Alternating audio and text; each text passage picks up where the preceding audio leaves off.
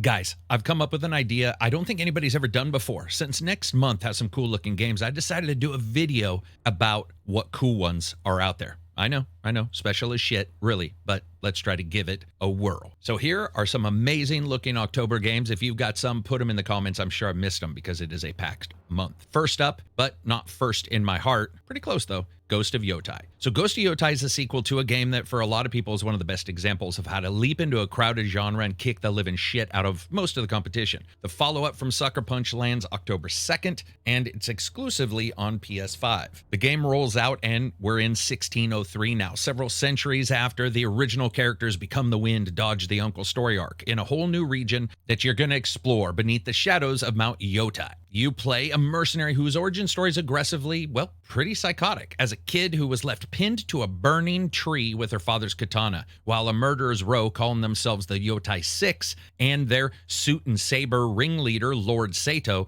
torching your life around you. 16 years later, you come back with a ledger to balance and absolutely no interest in letting fate pick the order or the beatdowns. The structure in this game, non-linear. You get to choose which member of the six to hunt first, and the island's geography, which is snowfields and brushed ridges, black pine coasts, and all types of beaches, well, that's your revenge tour. You get to choose where and which of the places to play next. Allies appear, lines blur, you know the dance, only here the tempo is a little bit faster. Moment to moment, it's the same mix, exploration, stealth, and steel on steel. Sucker Punch has already proved that they know how to deliver that, but they also wanted to make sure that the arsenal is meaningfully widened. Katana, dual blades, and if you want to cosplay as a traveling armory, there's the Odachi, because nothing's scarier than a katana unless it's a fucking monstrous one. You have some others as well, and time frame correct firearms for those of you who are just tired of this bandit shit kind of moments and decide to shoot everybody. Traversal keeps the grappling hook because you have to give players a ninja yo-yo, you can't take it back, and stealth remains a parallel track for when you want to ghost an outpost instead of auditioning for arterial spray art. Out in the wild, the game doubles down on diegetic navigation, something I'm absolutely a fan of. The original game's wind directions were one of the best parts of that title. Here you also have a spyglass and tagging to mark what matters and choose to travel there. And you have campfires that you can actually drop almost anywhere in the game to rest and restock or just set up. Nothing scarier than some badass who decides not to attack but instead just make some s'mores right outside your base. And you can do that. You've also got the Kurosawa mode returning because, of course it does, grain, monochrome, the whole love letter to not having the money to get a color TV. So if you're one of those 13-year-olds with a black and white TV that had one of those shit channel dials, you had to hold it between 1 and 2 to even get a proper signal, that's going to feel right at home for you. If you're wondering what survived the time jump, pretty much everything that really matters. The vibe is darker here, and it's getting the returning Legends mode later on, which Sucker Punch is pretty much wisely parked as something that's free DLC at a later time. Ghost of Yotai reads a bit like a confident reset to me. New place, new century, same studio, flexing the things that already showed that they were great at. It respects the original game also without being chained to it. For example, while the main character from the original isn't here, both of his endings are sort of bookmarked, and they coexist off-screen as a starting to this one. It trusts you to make your own story out of this hit list as well, instead of spoon-feeding a corridor with mountains painted on the walls. October 2nd, sharpen your blades, oil that grappling hook, and ignore the special edition consoles, please. Something I didn't expect to be on the list, but I gotta say it. Digimon Story Time Stranger, October 3rd. 10 years. That's how long the Digimon story faithful have been chewing on the same nostalgic cud, praying for a new entry that isn't a remaster with some extra bits like all the Pokemon games. You'll get to jump into this one on October 3rd. It's coming for PC, PS5, and Xbox Series S and X. If you're the try before you Digivolve type, there's already a demo. It covers the whole opening chapter and tosses you into Central Town Adventure Trial mode, basically a snippet from the full game, and the save moves forward from there. So what this is it's a title that sounds like a late-night anime block and prog rock album. It's not, though. Time Stranger is a proper monster-taming RPG built on strategic turn-based combat that makes you want to think and makes you have to think 3 turns ahead instead of spamming your biggest number and praying for criticals. All of that plays across dual realities. First, you have the human world and all of the stuff you would expect, including possibly a lot of social weirdness, and the digital world that's a stitched-together multiverse, a reflection somewhat of the original. The spine of the plot is classic Digimon sincerity with a sci-fi migraine. The world's collapsing, fate's malleable, valuable, and the people you bump into by chance or cosmic bullying can twist your timeline in small ways. And as you would expect, a ton of customization, a massive roster, and dual worlds to explore and fight in. It looks awesome to me, and if the company can stick the landing, and I would say the demo suggests that they just might, then I'm all for a competitor to the lazy, vomited out, barely working competition that we've seen from Pokemon. Now, I looked around and I could not figure out any competition for this one, but if there is one, feel free to post, and that's Kingmakers. So picture this: medieval England. Peasants are screaming, knights are charging, arrows are flying, and then bam, some dude in a tactical gear pulls up on a motorbike with an M4 and just starts mowing people down like he accidentally wandered in from Call of Duty. That's the game in a nutshell, and this one comes on October 8th for PC. It's a third-person shooter where humanity's screwed in the future. Yeah, I know, shocking. Some timeline-hopping operator gets dropped into the 1400s to fix history, apparently with a gun, and decides to just burn down the entire world completely. That means you'll be running around medieval battlefields armed like you raided a NATO base. Assault rifles, check. RPGs, check. Grenades, check. A tank casually flattening Welsh longbowmen? Possibly. And the best part, every victory, every single loss, every stupid decision to shoot a king in the face instead of protecting him reshapes everything that's going on. So yeah, technically you can save humanity, but odds are most of us are not going to. Here the weapons even simulate protection versus, say, medieval armor, meaning that dinky sidearm is probably not gonna pierce or scratch-a-lot's plate armor unless you get really creative with shot placement. Switch the camera and suddenly you're an RTS commander. You can send swordsmen out to do what you want, spearmen, cavalry, archers, berserkers, and men-at-arms. And hopefully, cross my fingers, tanks casually flattening Welsh longbowmen. And yeah, I said it again, but it bears repeating because vehicle on man action's the hottest of gaming Pornhub tabs, baby. And it's not just you against the world. Kingmakers supports online co-op as well, because nothing says best friends like tear-assing across a landscape in a convertible, smashing somebody's house to the ground, and then shooting a bunch of people when all they have is swords. I love the idea of the game. I have since they announced it. Fantasy enough to not take itself too serious, functional enough to experiment, and hopefully fun enough to unlock the sweet-ass stats and pickup I know they have to have hidden in there. And they've got a roadmap that looks like more madness. They got helicopters, flamethrowers, drones, maybe some PvP. So yeah, Kingmakers is shaping up to be one of the most ridiculous, just ambitious, and weird titles of 2025. And I gotta tell you, I grew up on Time Rider and Back to the Future, so I am there for it. On October 8th, medieval England, we'll never know what hit it, even though your name's probably going to be above your head, so they'll be able to see the digital readout. Next up, Absalom. Comes out October 9th. So here is what it is. Take the pure arcade crack of an old school beat 'em up, smash it together with roguelike progression loops, and then drench the whole thing in high fantasy melodrama about mages and kings and rebellions and anime chicks. That Frankenstein monster is the game. A new IP dropping October 9th on the PC, PS4, 5, Switch, because of course it is. Nobody's leaving money on the table in 2025. Structurally, yes, it's a beat 'em up, a game like Golden Axe, but progression works like a roguelike. You dive into runs that branch across arenas and rooms, micro events, different enemies. You collect pickups that juice your attacks with weird elementals, and then at some point you're going to get your ass kicked and you crawl back stronger thanks to permanent upgrades, probably causing your own myths and legends amongst the bad guys as you just keep coming back time and time again. This has actually somehow got me more interested in roguelikes than I've been in a long time. None of this would be fun without bad guys and badder guys leading them. Enter Sun King Azra, who decided the best way to stabilize things in a troubled world was to burn books, outlaw sorcery, and basically LARP as Sauron. But you're an assortment of weirdos with weapons. Each character has their own move kit, elemental twist, and unlock paths, so no matter your poison, big swings, big brains, big hops, you'll find a main. And yes, the game has a levitating frog lizard. That's a checklist I've been sitting on for like 20 years.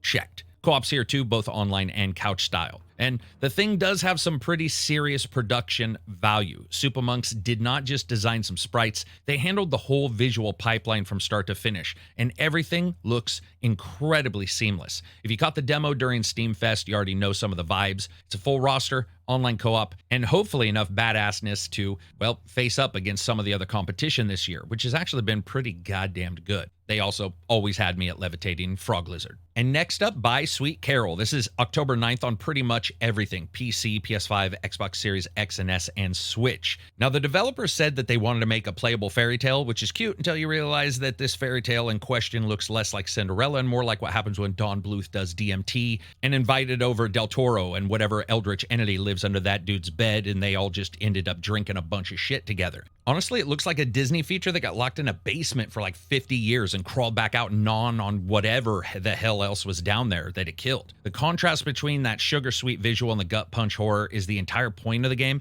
It's beautiful, it's weird, it's creepy, and it's absolutely a title I want to play. The game's about Lana Benton. She's a girl in the early 1900s Britain who just wants to find her missing friend, but things quickly go weird when they find a decaying fantasy kingdom filled with tar rabbits, imagine bunnies that crawl straight out of an oil spill, evil owls, and a looming figure that's called Mr. Kin. And keeping her alive through all this is your job as she tumbles between the orphanage corridors of Bunny Hall, the increasingly unhinged fairy tale hellscape on the other side, and various other levels. Gameplay-wise, it is a narrative horror first style of game, old school platformer second. It's got puzzles and stealth, environmental hazards, new characters and locations, and different ways in which you have to either take them out or stealth by them. Lana's not exactly packing a shotgun, so don't expect a bunch of combat. Instead, you're going to be creeping around, solving puzzles, and shape-shifting into rabbit forms to sneak through tight gaps, outsmart predators, and do your best fantasy version of Sam Fisher. It looks insane. It's a 2D side-scrolling puzzle platforming horror game with gorgeous goddamn graphics. And since the first time they showed this title and seen through their different pages and concept art, I've wanted to play this thing since day one. Another title, I can't believe this, I'm going to say it, I'm actually interested in, Battlefield 6, October 10th. Here we are. Finally, the 18th mainline entry, or the 13th, or shit, the 3rd if you just count the good ones. Yeah, I said it. Battlefield 6 lands on October 10th. It's coming out on PC, PlayStation 5, and Xbox Series X and S. Now, if you're like me, you jumped in early and got some hands-on. August brought a multi-phase public testing under the Battlefield Labs banner, essentially a wide-open beta where the team really just tested a bunch of stuff: servers, weapons, vehicles, and destruction. Feedback from those sessions seems to be adjusting a couple things, including vehicle durability and, more importantly, some of the destruction. One of the big technical pushes is to adjust that destruction so it just makes a little bit more sense, more deterministic, and obviously something that you can use more reliably against the enemy. Hey, we'll see if that comes to fruition. My time with it was pretty fun, if occasionally interspersed with friendly tanks pushing me into buildings without thought. The setting here is going to have Battlefield 6 firmly in the near future. It's a single-player campaign. It's developed primarily by Motive and Criterion, and supposedly is a good deal more developed and rewarding than the prior games campaign, which should not be hard. Multiplayer, though, is where a lot of people are going to be experiencing this. Large-scale combined arms warfare, so expect your infantry, your aircraft, your armor, and guys shooting you from, well, everywhere around you. Traditional roles are going to be here. You got your assault engineer, medic, and support, backed by a lot of excellent changes to the loadout, gadgets, and of course the ability to grab a friend and pull them around if they're wounded and heal them around the backside of a wall versus just getting shot in the face every time you try to heal somebody. It's also going to launch with around 9 multiplayer maps, mixing some close quarters arena and wide open vehicle bits. I will say this, when I played the game, there were some complaints about a lot of those multiplayer maps being small. We'll just have to see how that rolls out. There's also a full-blown battle royale mode. There's 100 players in squads of 4, and that's going to have all of what you expect within it. I don't know if that's coming out day one. It doesn't actually sound like it will. Now, one of the coolest parts to me is, I gotta say, their portal system. You'll be able to make your own persistent custom servers. You'll be able to show up in the browser even when empty, and the creation tools are going to be all on the PC, but they say that anything built there can be played on the console and PC as well, across both, with some platform-specific limits. So maybe less people, maybe less draw distance, who knows on some of those. Be aware, though, the game does use EA's Javelin kernel-level anti-cheat. That does require that you have secure boot. It's pretty rare that people don't have that on, but just be aware that you will have to have a machine where you can actually turn that on. That also means Steam Deck isn't supported, and currently, it doesn't seem like there's any plans for a Switch 2 version, but who wants to play it at 180p? Like I said, I was surprised to actually enjoy the multiplayer demo. It wasn't the greatest thing in the world, but it did seem to play somewhat enjoyably, and it actually ran incredibly well for me. We'll have to see if that keeps up when all the systems are turned on. Bottom line, it looks like a pretty confident reset. Modern, messy, unmistakably Battlefield. It's built to be a larger, more coordinated kind of game,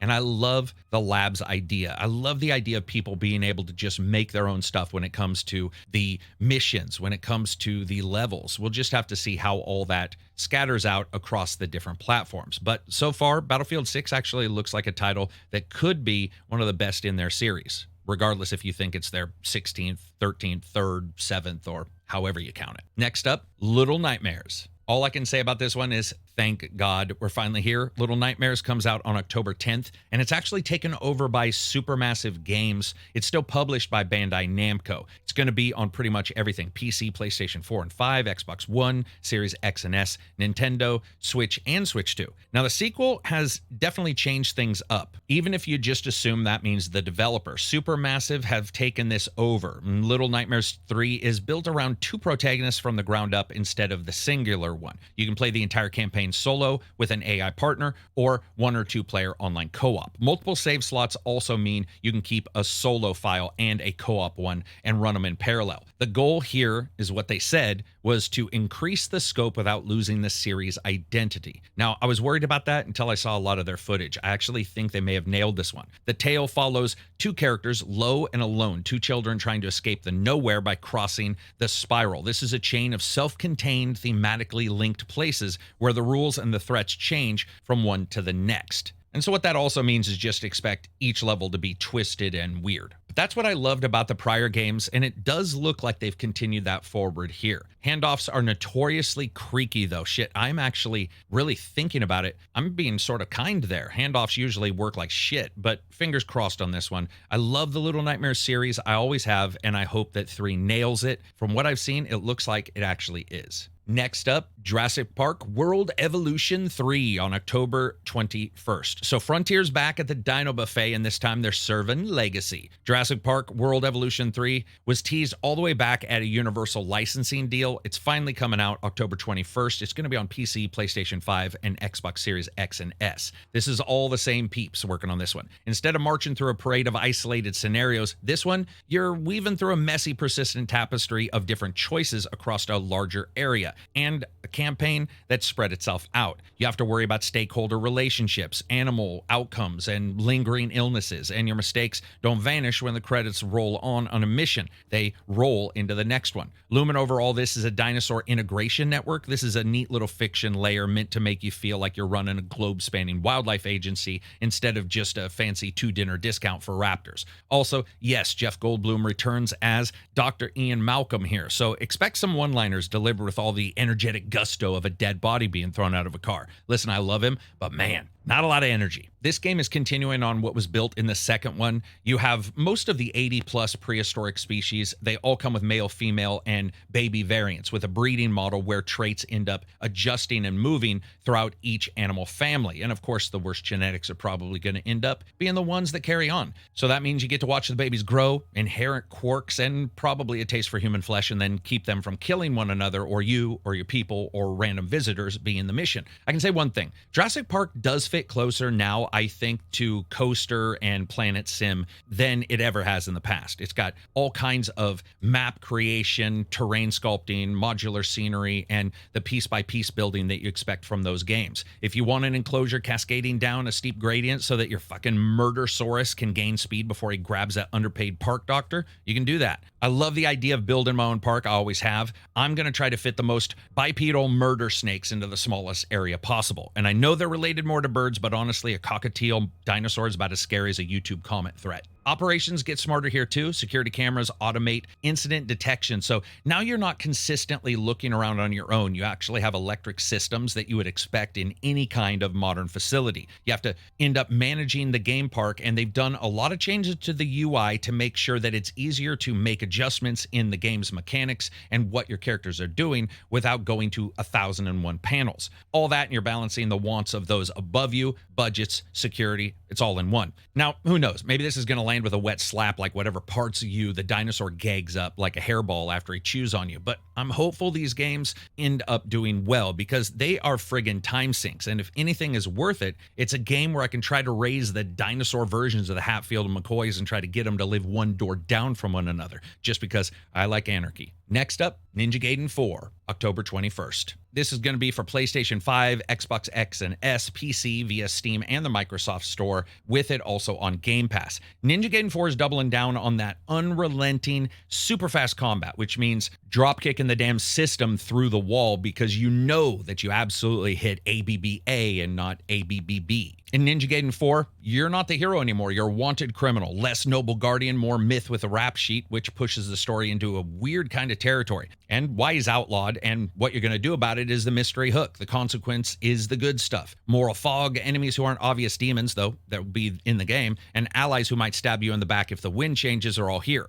Fast combat, a ton of weapons, and hopefully a better camera than a lot of the titles that have come before it. I'm excited for this. I do like myself some Ninja Gaiden, and it's been a long time coming for this game. We'll just have to see if that one hits, but I think overall from what we've seen, it probably will. Next up, Keeper. So this one, it's both fantastic looking and weird as hell. It's Double Fine though. Their idea of normal is a level with giant human teeth in it. This time it's Keeper, which is a wordless, atmospheric puzzle adventure game where you don't play a hero or a robot or a sad dad. You play a lighthouse that wakes up one morning, looks down, realizes it had legs, and decides to go tear-assing across the countryside. This comes out on October 17th for PC, Xbox Series X and S. What is it? Well, honestly, it's a lot. A dormant lighthouse on a forgotten island ends up waking up. Its beam sputters to life, and a seabird, your tiny, smug familiar, ends up coming to help you. Together, you got to shuffle around inland, from misty shorelines to the island's heart, where things get progressively more surreal, like someone fed the Dark Crystal in the never-ending story into a compost heap and grew a garden of bioluminescent nightmares that probably has a tooth level, because like I said, it's Double Fine. There's tendrils creeping across the land, a kind of weird, quiet rot,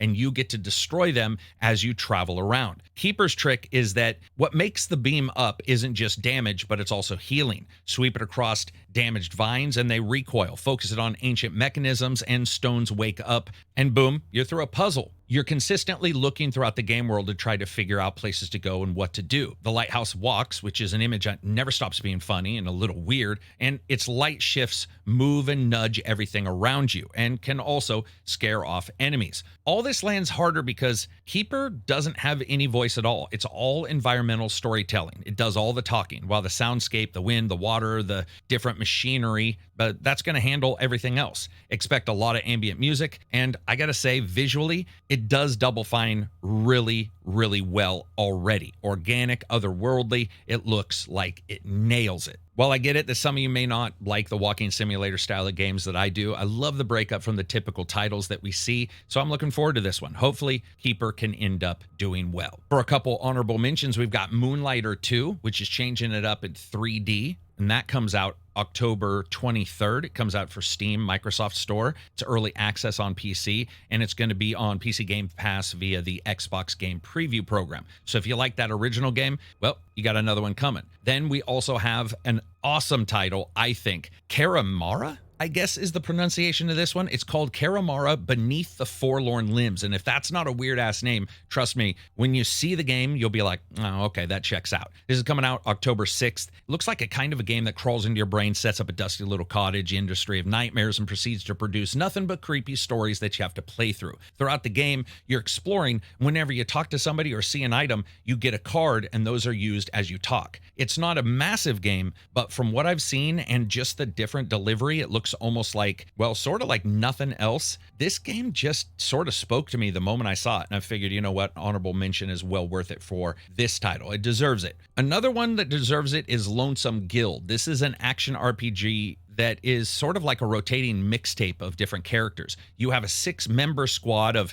animal-human hybrids that you can go between and choose between as you go and explore this weird, creeping, mist-looking world. You wake up as a ghost, a memory-wiped spirit with big protagonist energy, and a resume that basically says team therapist, and you have to juggle all of these different characters as you go out and try to kill the ancient evil that lives there. But what caught me wasn't just the gameplay that actually looks really good. It's that aesthetically, it's anthropomorphic animals and a Bob Ross painting in the same game. And the idea that you can do this and also in some way jump into the other characters' bodies and take charge of them, it's just awesome. Ghost is what's called a luminous conductor. You can jump into every ally and supercharge them with different attacks. Every character has their own skill tree, but really it's all about sitting down, talking to them, exploring the social dynamics. So it's Persona and the Rats of Nim mixed together, I guess. And I love these honorable mentions because there's always some title that surprises me. There's also Away From Home, which is a rhythm-based RPG. So think the older style RPG games, but once you get an attack with somebody, you actually have to do rhythm presses to end up comboing enemies. I thought that looked cool. And then, as I said, Karamara, or whatever that's going to end up being pronounced once I actually get the game. There's a lot of titles on here. I hope you guys liked a couple. If you did, give it a thumbs up. If you didn't, give it a thumbs up. But the most important thing is you state what games you're interested in, because I'm absolutely sure, without a shadow of a doubt, in October, there were many that were missed. It is a smash-packed month. It is absolutely incredible. You know what else is incredible? The podcast. We do it at 10:30 a.m. Pacific Standard Time on Fridays. Another thing that's amazing, our Patreon. We have some of the longest term patrons I've ever seen. 7, 8 years, 9 years long patrons. They're all in there hanging out, talking about games, enjoying, streaming, just hanging out. Sometimes, talking about questionable stuff, like what would happen if you mixed Final Fantasy with Dead or Alive and then threw a little Halo on it. We always have those kind of weird-ass conversations, and we'd love to have you jump in there. It supports the channel. That's it for me. Peace out, and enjoy the rest of your week.